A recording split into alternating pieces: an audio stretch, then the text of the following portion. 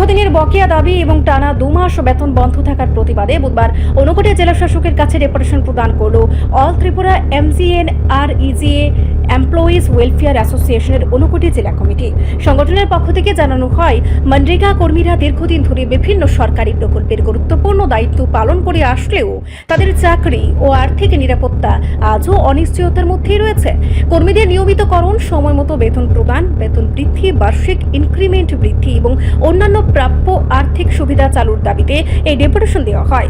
সংগঠনের নেতা রঞ্জিত হোম জানান, গত 2 মাস ধরে বেতন না পাওয়ায় কর্মীদের মধ্যে চরম আর্থিক সংকট দেখা দিয়েছে। পরিবার চালানো থেকে শুরু করে দৈনন্দিন খরচ মেটাতেও হিমশিম খেতে হচ্ছে বহু কর্মীকে। ডেপুটেশন গ্রহণ করে জেলা শাসক মেঘা জৈন কর্মীদের দাবিগুলি মনোযোগ সহকারে শোনেন এবং বিষয়টি ঊর্ধ্বতন কর্তৃপক্ষের কাছে পাঠিয়ে প্রয়োজনীয় পদক্ষেপ গ্রহণের আশ্বাস দেন বলে সংগঠনের পক্ষ থেকে জানানো হয়েছে। এদিনের কর্মসূচিতে উপস্থিত কর্মীরা দ্রুত সমস্যা সমাধানের দাবি জানান। আমাদের রঞ্জিত দাস সব বিষয়ে আলোচনা করেছে, আমার বিশেষ আলোচনা নেই।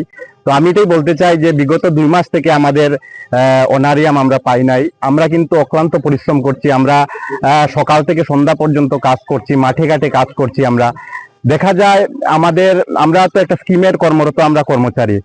আমাদের ত্রিপুরা রাজ্যেই যেমন সর্বশিক্ষা বলেন, NRHM বলেন এবং TRLM স্কিম আছে, ওদেরও কিন্তু আমাদের যে বর্তমান অনারিয়াম, ওই অনারিয়াম থেকে অনেক অনেক বেশি অনারিয়াম ওনারা পায় এবং সময় মতো ওরা অনারিয়াম পায়। কিন্তু আমরা এত কষ্ট করে এত কাজ করার পরেও কর্মসংস্থান, আমরা কিন্তু শ্রমিকদের কর্মসংস্থান সৃষ্টি করে দিই, এর পরেও কিন্তু আমরা সঠিক সময়ে কিন্তু আমাদের বেতনটুকু আমরা পাচ্ছি না।